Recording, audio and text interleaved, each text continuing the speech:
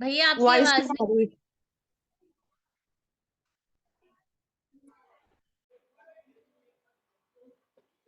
यहाँ अपनी चर्चा गुणस्थानों की प्रारंभ हुई थी, जिसमें से कल हमने 4 गुणस्थान 3 गुणस्थानों पे अपनी चर्चा की थी। एक बार फिर से बताते हैं, गुणस्थान किसे कहते हैं? मोह और योग के निमित्त से, ठीक है, आप लोग याद कर लीजिए साथ के साथ, मोह और योग के निमित्त से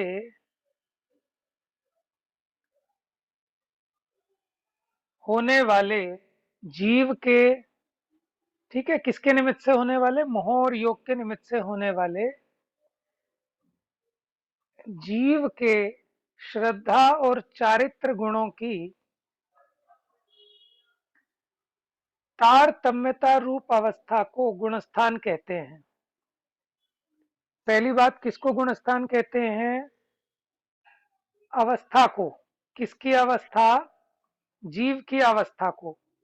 जीव की अवस्था को गुणस्थान कहते हैं, ठीक है। लेकिन जीव के कौन से गुणों की अवस्था? श्रद्धा और चारित्र गुणों की।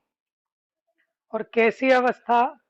तारतम्य रूप अवस्था, यानी हीनादिक अवस्था को।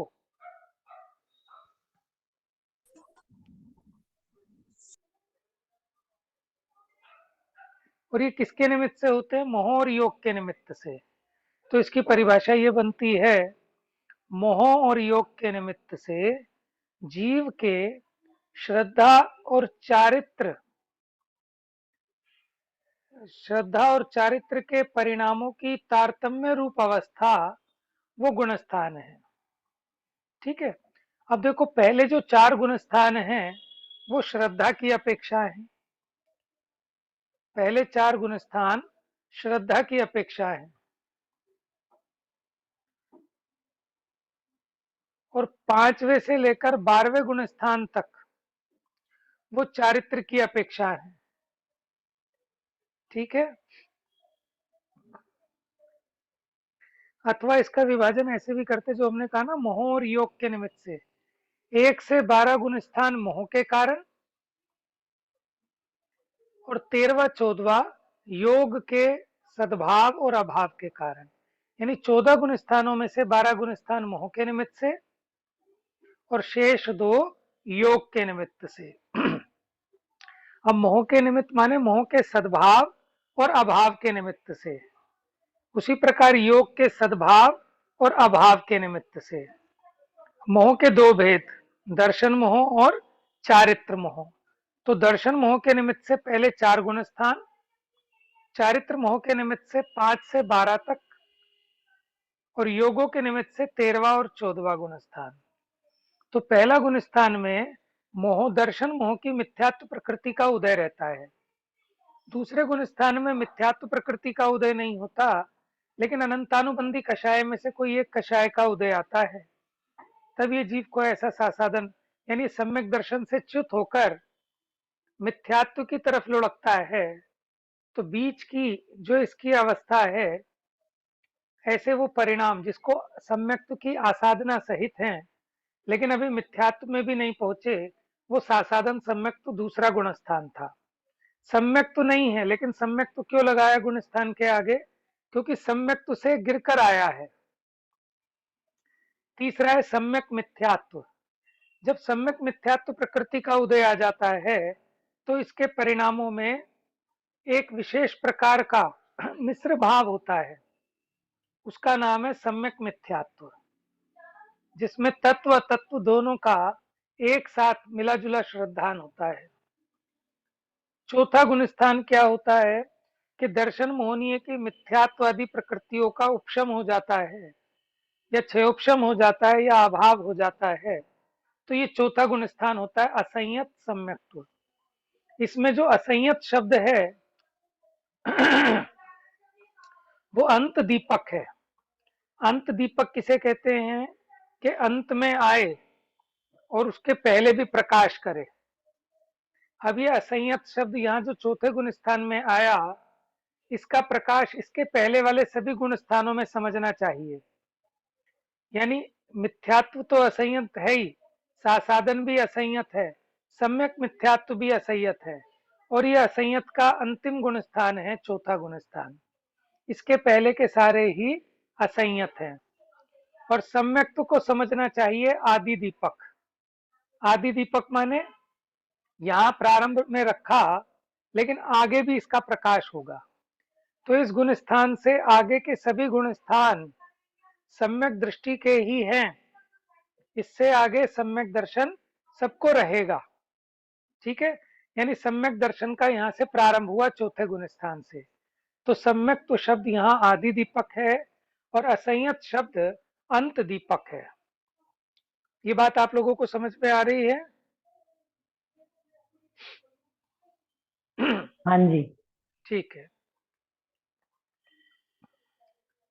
तो असंयत सम्यक तो क्या हुआ कि यहाँ दर्शन मोहनीय का अभाव हुआ, उपशम हुआ अथवा क्षयोपशम हुआ, तो जीव का अपना स्वाभाविक रूप श्रद्धा का, जिसे सम्यक दर्शन कहते हैं, वो प्रकट हो गया।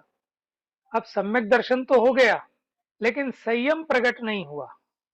ना तो यहाँ अणुव्रत होते, न महाव्रत होते, न देश संयम है, न सकल संयम है। क्योंकि देश संयम का घात करने वाली कौन सी प्रकृति है? देश संयम का घात करने वाली प्रकृति का नाम कौन बताएगा? अप्रत्याख्यानावरण। आ माने नहीं, प्रत्याख्यान माने त्याग, आवरण माने उस पर पर्दा डाले। तो यानी किंचित भी त्याग पर आवरण डाले, वो उसका नाम है अप्रत्याख्यानावरण।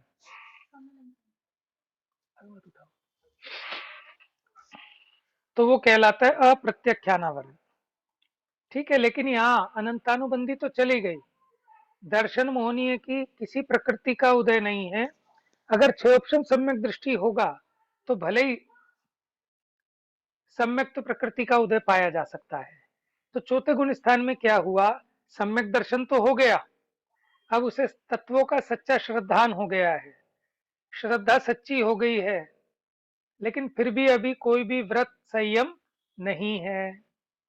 ठीक है, त्रस और स्थावर की हिंसा का त्याग अभी नहीं हुआ, लेकिन श्रद्धा हो गई कि इन जीवों की रक्षा करने लायक है, भोगों में सुख नहीं है, पर द्रव्य मेरा नहीं है, मैं शरीर नहीं हूं, ऐसी श्रद्धा तो हो गई। लेकिन अभी बाहर में आचरण में वो चीजें नहीं आई, तो लेश मात्र भी चारित्र नहीं है जैसे। तो इसीलिए इसका नाम है असंयत सम्यक दृष्टि। ये चौथा गुण स्थान है। मोक्ष मार्ग का प्रारंभ, धर्म का प्रारंभ इसी गुण स्थान से होता है। ठीक है, इसके बिना धर्म का प्रारंभ नहीं हुआ। भले ही हम उपचार से कहें, धर्म का प्रारंभ सच्ची समझ से होता है। तो अब इसकी समझ सच्ची हो गई, इसका निर्णय सच्चा हो गया। ठीक है, अब पांचवा गुण स्थान है अदेश विरत। देश माने एक देश, पार्शियली। ठीक है, एक देश विरत, यानी इसको एक देश व्रत होते हैं, अथवा इसका नाम देश संयत भी है। संयत माने संयम। तो इसको क्या हुआ कि इसको अणुव्रतों का धारण होता है। अणुव्रत क्या होते हैं? थोड़े थोड़े व्रत, जैसे हिंसा, झूठ, चोरी, कुशील, परिग्रह। ये पांच पाप है ना, इसका पूरा त्याग तो नहीं कर पाता, लेकिन स्थूल हिंसा का त्याग करता है। झूठ का त्याग तो नहीं हो पाता, लेकिन ऐसा झूठ नहीं बोलता कि किसी के घर में कलेश हो जाए, किसी को जेल हो जाए, किसी को फांसी हो जाए, ऐसा झूठ नहीं बोलता। इसको कहते हैं स्थूल झूठ। स्थूल हिंसा ऐसी हिंसा नहीं कहता कि जिसमें जगत जिसको हिंसा कहता हो। ठीक है, या यूं कह सकते हैं कि चार प्रकार की हिंसा है। कौन कौन सी है चार प्रकार की हिंसा, पता है किसी को?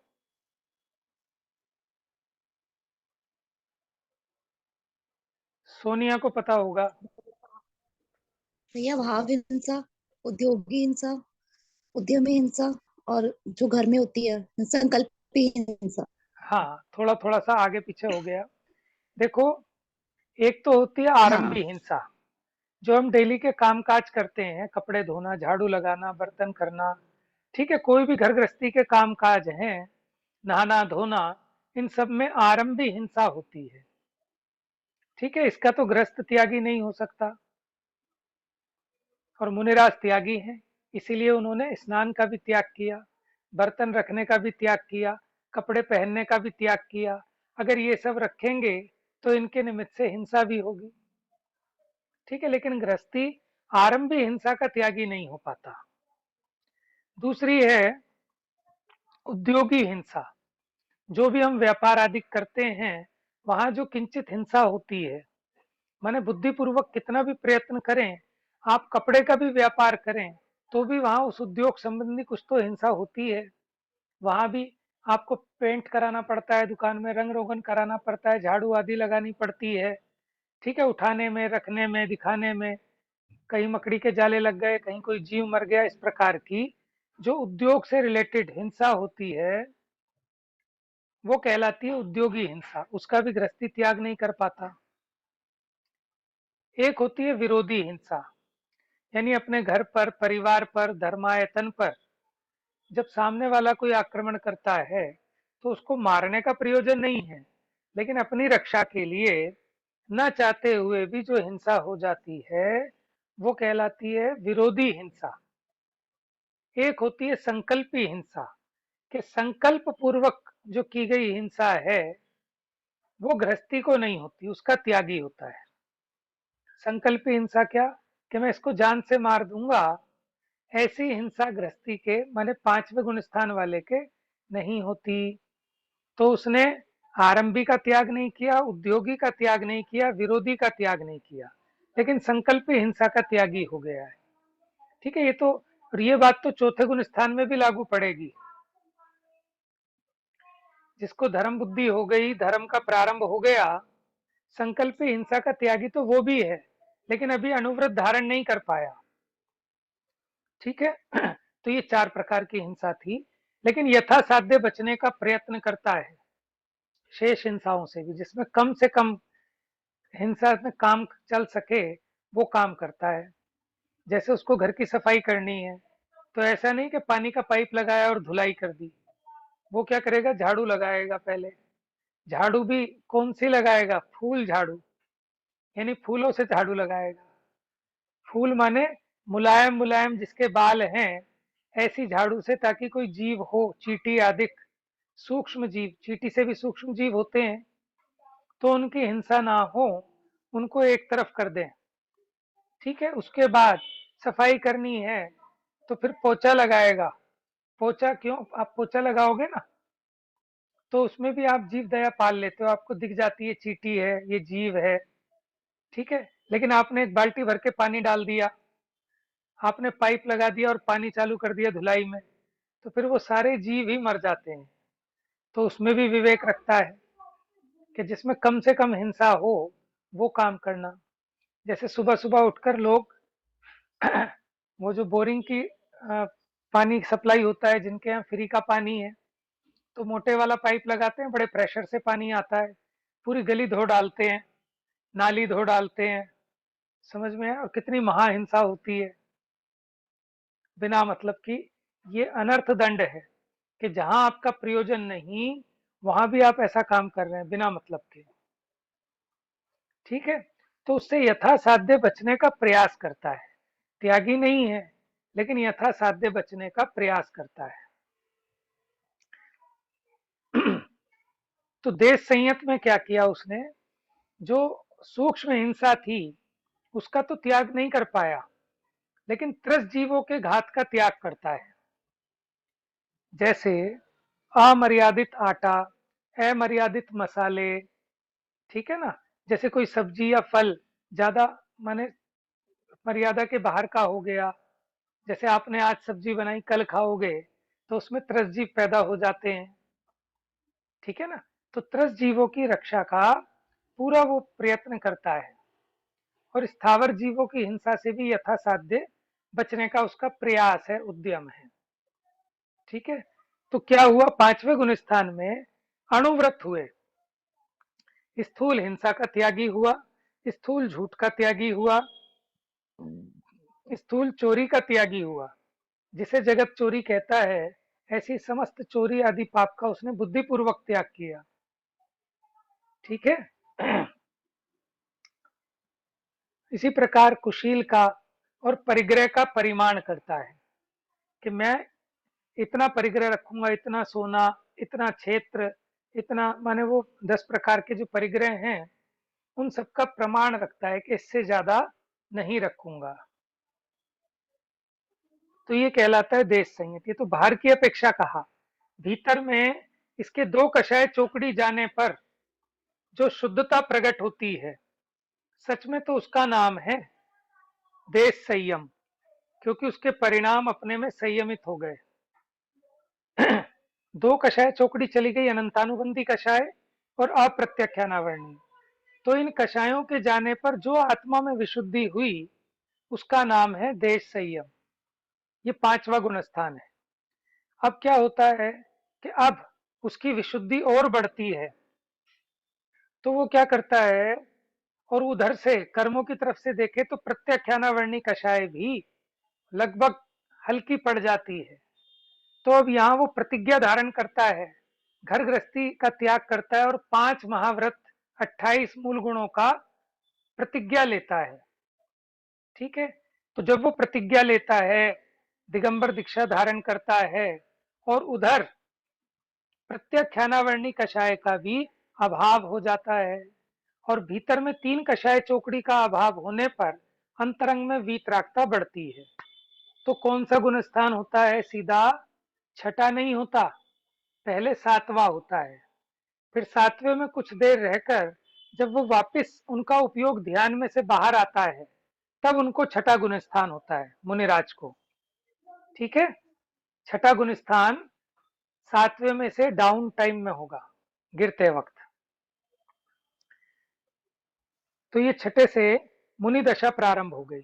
छठे गुण स्थान का नाम है प्रमत्त संयत। प्रमत्त माने प्रमाद, प्रमत्त माने प्रमाद, कि वहां प्रमाद है, कि हाँ प्रमाद है। आ गए ना, ध्यान से बाहर आ गए, तो इसको कह रहे हैं कि वो प्रमाद है। लेकिन ये जो प्रमत्त शब्द है ये अंत दीपक है। इससे पहले के सारे गुण स्थानों में प्रमाद है, लेकिन यहाँ बहुत सूक्ष्म प्रमाद रहता है। ठीक है। संयत है। प्रमाद माने? प्रमाद का मतलब है स्वरूप में असावधानी। प्रमाद का सामान्य अर्थ है स्वरूप में असावधानी।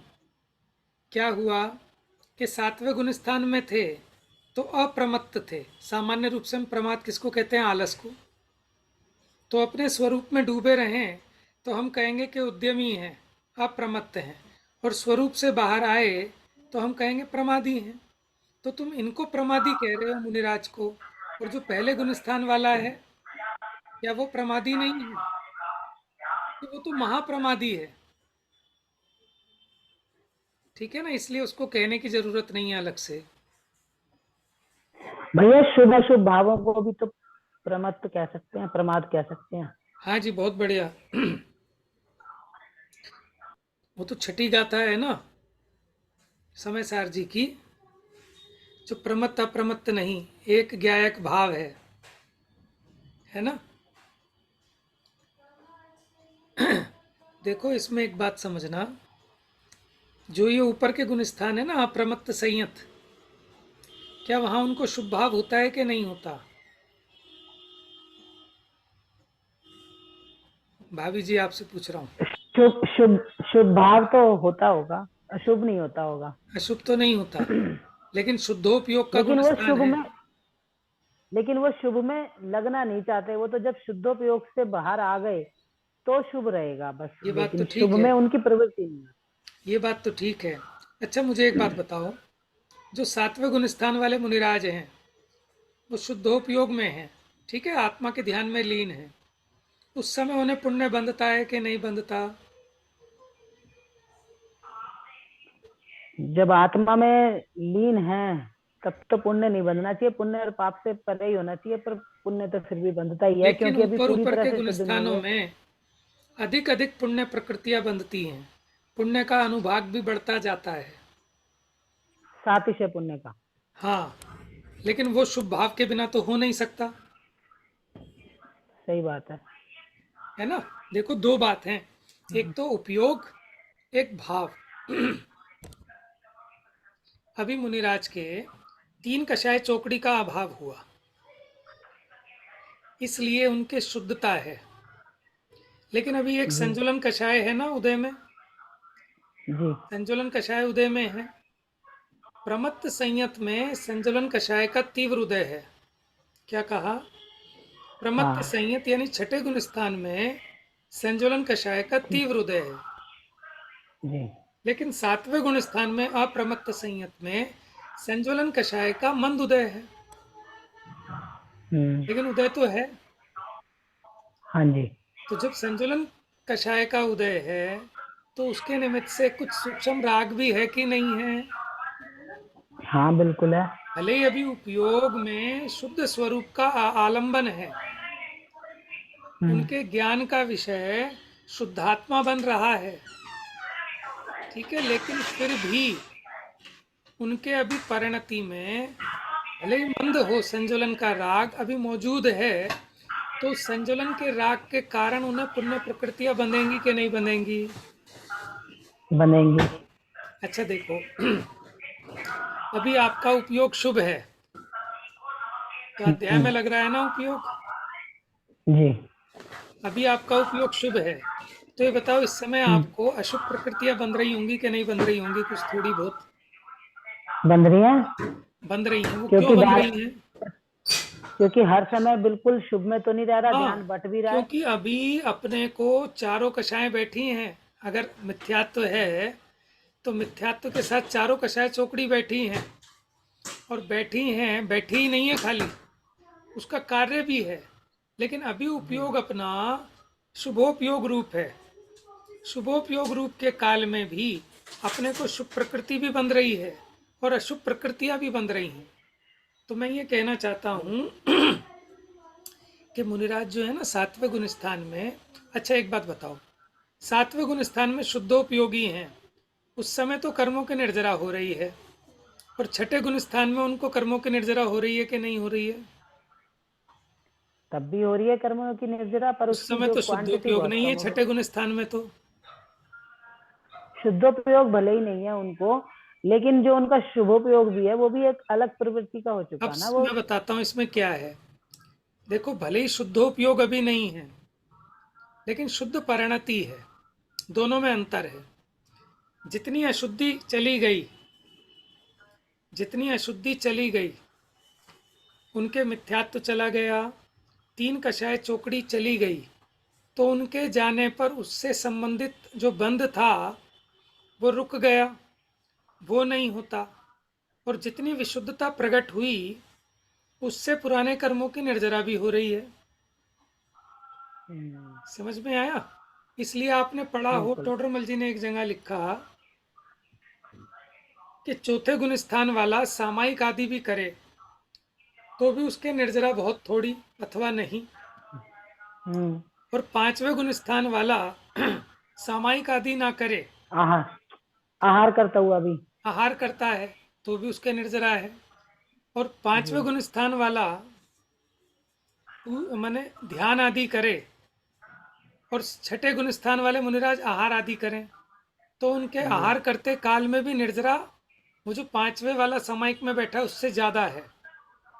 तो किस हाँ दम जी। पर ज्यादा है कि भीतर की जो कषायों का अभाव हुआ, उसके कारण जितनी वीतरागता आई, जितनी विशुद्धता आई, उसके बल पर निर्जरा है।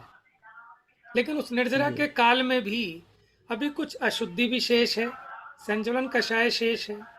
अगर संजुलन कषाय तीव्र है, ठीक है, तो छठा गुण स्थान, हम्म। और संजुलन कषाय मंद हो गई तो 7वां गुण स्थान। तो मुनिराज इसीलिए निरंतर छठे सातवें गुण स्थान में हजारों बार ऊपर नीचे झूला झूलते हैं, आपको पता भी नहीं चलेगा बाहर से, ठीक है। तो इसका मतलब आप ये समझना सातवें गुण स्थान में शुद्धोपयोग है, लेकिन उस काल में भी उन्हें शुभाश्रव भी हो रहा है, लेकिन वो शुभाश्रव शुद्धोपयोग के कारण नहीं हो रहा। अभी जितनी अशुद्धता शेष है, उसके कारण होता है। हाँ, जितना अभी संजलन का राग शेष है, उसके कारण उन्होंने शुभ प्रकृतियों का आश्रव बंध भी चालू है।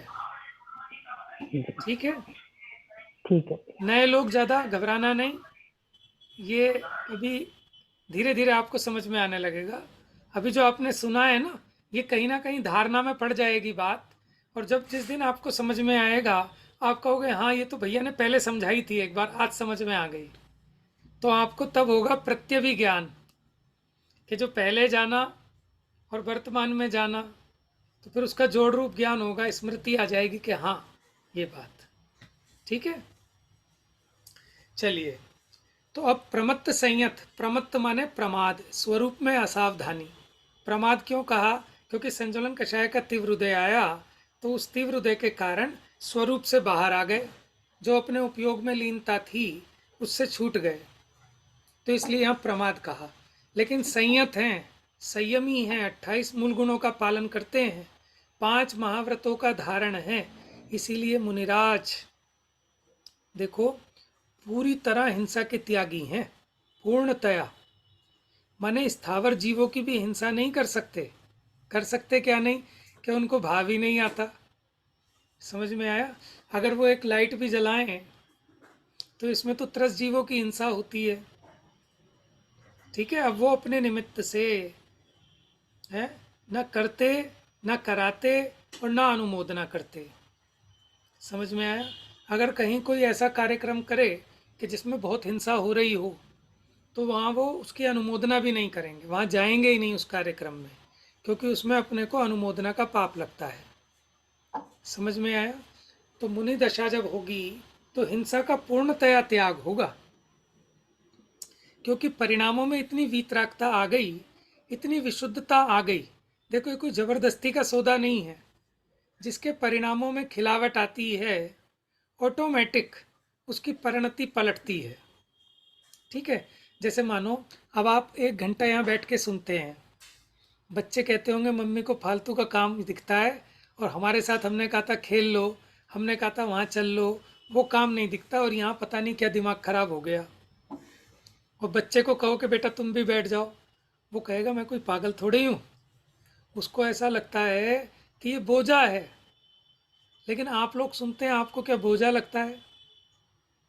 हैं? क्यों बोझा क्यों नहीं लगता? क्योंकि आपकी परिणति उतनी सुधर गई तो आपको ये अच्छा लग रहा है। लेकिन जिस दिन आपकी परिणति थोड़ी मैली हो, माने आपके घर में शादी का माहौल हो, आपके भाई की, बहन की, किसी बच्चे की शादी हो, और स्वाध्याय का काल हो, तो बताओ आपका स्वाध्याय में मन नहीं लगेगा उस दिन। ठीक है, भले ही शादी कल है, भले ही 4 दिन बाद है, लेकिन आपका मन क्यों नहीं लगता? तब आपको भारी लगेगा ये आधा घंटा। क्यों? क्योंकि परिणाम डाउन हो गए, परिणाम गिर गए। समझ में आया ना? और जब परिणामों की विशुद्धि होती है तो ये कार्य सहज दिखते हैं। ठीक है, जैसे कोई सुबह सुबह ठंड में उठ के 6 बजे मंदिर चला जाए, फिर वो हमारी जो जितनी भी बुजुर्ग माताएं होती हैं, अम्मा जी होती हैं, वो 2-2 घंटे लगा के आती थी। तो जब हम छोटे थे, कभी गलती से चले जाएं तो हमें लगता था कि हम फंस गए, कि नानी तो जो है 4 घंटे लगा के आती है। ठीक है, तो हमें लगता था पता नहीं कब पूजा पूरी होगी। कभी मम्मी के साथ चले गए तो कहते थे मम्मी कितनी देर हो रही, कितनी देर हो रही, चलो चलो चलो घर। तो हमें लगता था ये तो बड़ा भारी काम है, बोझा है। ठीक है, लेकिन जब अपने परिणामों की विशुद्धि होती है तब ये काम बोझा नहीं लगते, ये सरल और सहज लगते हैं। तो इसी प्रकार कोई ये ना समझे कि बताओ मुनिराज को तो बड़ी आफत है भैया, कोई जरा सी भी हिंसा नहीं कर सकते, कि कर नहीं सकते। उनके परिणामों में ऐसी विशुद्धि आई कि उनको ऐसा भाव ही नहीं आता कि किसी जीव की घात करके मैं अपना काम चलाऊं। इसीलिए तो उन्होंने शरीर पे कपड़े का त्याग कर दिया, एक सूत का धागा भी वो नहीं रखते। समझ में आया ना? अच्छा ये बताओ मुनिराज, रुमाल रख सकते हैं क्या? जैसे जुकाम हो गया, नाक पोंछनी है, फिर क्या करेंगे? क्या करेंगे अब बताओ? कुछ तो उपाय करना पड़ेगा।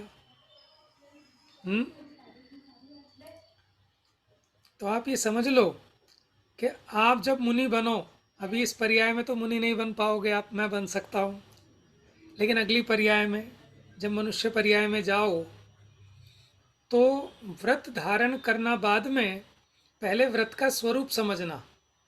कोई भी प्रतिज्ञा लेने से पहले उसका स्वरूप समझ लेना चाहिए, क्योंकि जैन धर्म की ये आमनाएं है कि प्रतिज्ञा ना लेने का तो कोई दंड नहीं है, लेकिन प्रतिज्ञा लेकर अगर उसे भंग करोगे तो महापाप है। समझ में आया ना? इसलिए प्रतिज्ञा लेने से पहले समझ लेना चाहिए, और ये कोई जबरदस्ती का सौदा नहीं होता। जब आपके परिणाम पलटते हैं तो ऑटोमेटिक अंदर में ऐसा परिणाम आता है कि मैं इन चीज़ों को छोड़ दूंगा, अब ऐसा नहीं करूंगा। ठीक है, आप ये बताओ, अब हमें कोई फ्री में अंडा खिलाए तो कोई खाएगा क्या? क्यों भाई, ऐसा क्यों? कोई कहे आपको 1 लाख रुपए दूंगा, 1 करोड़ रुपए दूंगा, आप जो कहोगे वो नहीं, करूंगा। अच्छा चलो अंडा मत खाना, लेकिन एक चींटी मार दो, बताओ कौन राजी हो जान के जाएगा? तो नहीं मारेंगे। भाई साहब, कोई करोड़ों रुपए दे तो भी नहीं मारेंगे, और चाहे हमसे हजारों मर जाएं लापरवाही में, अनजाने में, ना चाहते हुए, लेकिन जानबूझकर एक भी चींटी नहीं मारेंगे। समझ में आया? इसको कहते हैं श्रद्धान। तो चौथे गुण स्थान वाले को ऐसा श्रद्धान है। पर भैया आज जो मुनिराज होते हैं वो तो रुमाल वगैरह रखते हैं सब। नहीं देखो, अब उनकी वो जाने, लेकिन हम जब मुनि बने तो पहले हम समझ लें कि मुनिपना क्या होता है, मुनि दशा क्या होती है। ठीक है ना? क्योंकि कोई जोर जबरदस्ती की बात थोड़ी है। अब आगे आने वाले टाइम में उपवास ऐसा होगा कि सुबह 2 गिलास जूस पी लेंगे, दोपहर में थोड़े से वो स्प्राउट्स खा लेंगे लोग, आलू की चाट खा लेंगे, शाम को कॉफ़ी पी लेंगे और कहेंगे भैया अब तो सब ऐसे ही उपवास करते हैं। कि तुमने उपवास क्या किया? उल्टा पाप किया। स्प्राउट खाने में तो 30 जीवों का घात हो रहा है, अनंत जीव पैदा हो गए उसमें। जो स्प्राउट्स होते हैं ना, जिसमें वो अंकुर फूट जाते हैं, महाहिंसक है वो। आलू कचालू, वो तो 30 माने कितने अनंत काय जीव हैं उसमें, और आप कह रहे हो उपवास ऐसे करते हैं। अब कोई करता हो तो करे, उसके कहने से तो नहीं होगा ना। ठीक है, तो अपनी जितनी सामर्थ्य हो वो करो, लेकिन उसका नाम उपवास तो मत रखो। उपवास तो जैसा उसका स्वरूप है वैसा ही रहेगा। तो हम में अगर सामर्थ्य नहीं होगी तो हम त्यागी बन जाएं, क्षुल्लक बन जाएं, फिर जब अपनी ओर विशुद्धि बढ़े तो ऐलक बन जाएं, और विशुद्धि बढ़े तो मुनि बन जाएं। नहीं तो क्या होगा कि परिणाम सुधरने की बजाय बिगड़ जाएंगे। समझ में आया? देखो, जब मैं नया नया था, नया नया इन द सेंस कि जब भी कोई चीज़ में नया नया लगते हैं ना तो उत्साह ज़्यादा होता है, उछाव ज़्यादा होता है, जिसको लोग कहते हैं नया नया मुल्ला अल्लाह अल्लाह पुकारे। तो हम भी नए नए थे तो बड़ा जोश था, बड़ा उछाव था, सब बात थी। तो हमें ऑफ़र आती थी कि मनोज तुम तो हमारे संग में आ जाओ, दीक्षा ले लो, तुम्हें उपाध्याय बना देंगे। क्यों? क्योंकि मुझे पढ़ने की पढ़ाने की रुचि ज़्यादा थी। तो हम सोचते थे कि हम उपाध्याय उपाध्याय तो छोड़ो, बनेंगे तो आचार्य बनेंगे। इसमें आ रही है ना वीडियो? तो आचार्य क्यों बनेंगे? क्योंकि आचार्यों का ना रोब ज़्यादा होता है, उनके पीछे पब्लिक ज़्यादा होती है, 50-50 लोग उनको आहार कराने ले जाते हैं और बेचारे मुनिराज को कोई पूछता नहीं है। और फिर आचार्य की पीछे इतनी मोटी होती है और बाकी मुनिराज की हल्की होती है, उनका मान सम्मान ज़्यादा होता है। तो बताओ अब हम क्या सोच रहे हैं? वहाँ भी मान कषाय की सोच रहे हैं, क्या क्या चीज़ें सोच रहे हैं। अज्ञानता है ना ये, है ना? और कोई कहे क्षुल्लक बन जाओ तो हम कहेंगे सिर्फ एक कपड़े के पीछे, इससे बढ़िया तो मुनि बन जाएंगे। कि वो बढ़िया और घटिया की बात नहीं है, वो भीतर की परिणामों की विशुद्धता की बात है। लेकिन आज की डेट में किसी को कहो कि आप ऐलक बन जाओ, कि ऐलक को भी उतनी ठंड सहनी है, सिर्फ एक लंगोटी रख सकते हैं, वैसे ही पूरी चर्या पालनी है, तो क्यों ना मुनि बन जाऊं। ठीक है ना? वो रिकॉर्ड के चक्कर में, नाम के चक्कर में, मान के चक्कर में परिणामों की विशुद्धि देखते नहीं, है ना? तो इसलिए अपने को सबसे पहले सच्ची समझ होनी चाहिए कि अगर हम कभी त्याग करें और हम जब मुनि बनेंगे तो हम कैसे मुनि बने उसको पहले सही से समझ लें। हम क्या कि जब भी मुनि का स्वरूप चलता है हम दूसरों को ना देखें। मैं पिछले अनंत भवों में कितनी बार हम मुनि बन चुके हैं, ठीक है ना, और आगे भी बनेंगे। लेकिन अज्ञानता में हमने जो किया हो, अब वो अज्ञानता में नहीं करेंगे, अब ज्ञान पूर्वक करेंगे। सामर्थ्य नहीं होगी तो क्षुल्लक बन जाए, फिर सामर्थ्य को बढ़ाएं, फिर अलग बन जाए, फिर सामर्थ्य बढ़े तो मुनि बन जाए, ठीक है ना। ये सब चीज़ें दूसरों को दिखाने के लिए नहीं, अपने सुख के लिए और शांति के लिए की जाती है। लेकिन इसमें सुख लगता है कि दुख लगता है? पहले तो मुनि दशा में सुख लगे तब मुनि दशा धारण की जाती है। लेकिन जिसको पहले मुनि दशा में दुख लग रहा है और फिर भी अगर धारण कर लें तो इसका मतलब कुछ गड़बड़ है, ठीक है। मैंने एक बार किसी ने कहा कि भैया कहना आसान है, एक बार पालन करके देखो मुनिचर्या, नानी याद आ जाएगी। तो इससे समझ में आया कि मुनि दशा बड़ी दुखदाई है क्या, जबकि होना क्या चाहिए कि भैया एक बार मुनि दशा धारण करके देखो, मज़ा आ जाएगा, सब भूल जाओगे। समझ में आया? इसी का नाम तो मिथ्यात्व है कि जो मुनि दशा है सुखरूप हमको लगती है दुख रूप, और ये जो गृहस्थ दशा है दुख रूप हमको लगती है सुख रूप। लेकिन ज्ञानियों को वो मुनि दशा सुख रूप लगती है। समझ में आया?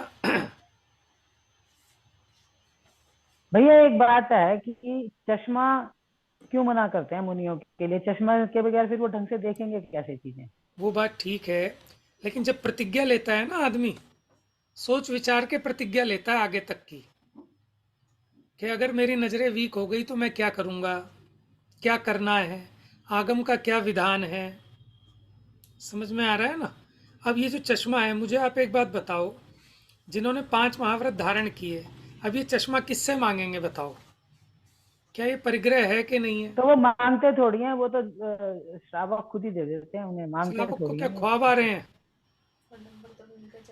और फिर ये संभालेगा कौन इसे नाक पे? ये नाक पे। हमारे एक गुरु जी थे, शिव कुमार जी, महाराज जी बन गए। वो जब जाते थे ना महाराज जी के दर्शन करने, हम भी जाते थे उनके साथ, डेली सुबह का रूटीन था। मंदिर में पूजा वूजा करके फिर कैथवाड़ा, गौतमपुरी, उस्मानपुर, फिर कैलाश नगर, गांधीनगर दर्शन करके आते थे। तो वहाँ जो महाराज जी थे एक बार, तो महाराज जी से कहते, महाराज जी ये चश्मा तो बड़ा सुंदर बनवा लिया, किसने बनवा के दे दिया? ठीक है, इसका बोझा कौन उठाएगा, कैसे